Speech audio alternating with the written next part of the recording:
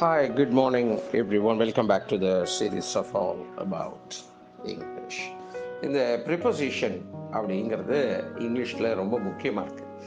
அதுக்கு ஏன் அப்படி வருதுன்னு பல சமயங்களில் காரணம் சொல்ல முடியாது. அதை நெட்ரு தான் பண்ணிக்கணும். ஏன்னா இங்கிலீஷ் லாங்குவேஜினுடைய தன்மை அப்படி. அது நாம் பயன்படுத்த தான் நமக்கு வரும். அந்த வரிசையில் இன்று தொடங்கி 2-3 தினங்களுக்கு இதை நாம் எவ்வளவு முடியுமோ பார்ப்போம். உதாரணமாக he put his bag on the table. On தான் இங்கே வரும், இன் வராது, அட் வராது, ஓவர் த டேபிள் இதெல்லாம் வராது.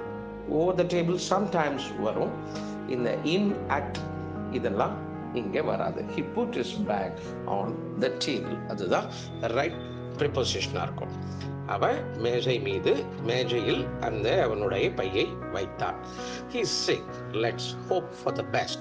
இந்த hope அப்படின்னு வந்தாலே பக்கத்தில் ஃபார்ங்கிறது வந்துடணும். He is sick. Let's hope for the best. அவனுக்கு உடம்பு சரியில்லை, நாம நல்லது நடக்கும்னு நம்புவோம். இப்போ இந்த hope for அப்படிங்கிறத இன்னும் 2 எக்ஸாம்பிள் கொடுத்து இங்கே பயன்படுத்தி காமிச்சிருக்காங்க. அதையும் பார்ப்போம். Hope for your best performance in the test.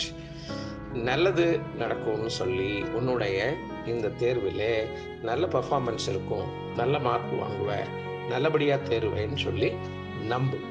Hope for the end of all wars. எல்லா சண்டையும் முடிவுக்கு வரட்டும்னு நம்பு.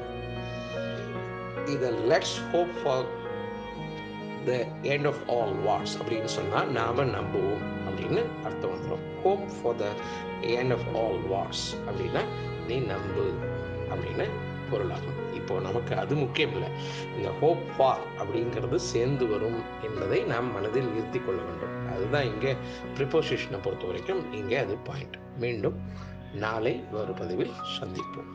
நன்றி, வணக்கம்.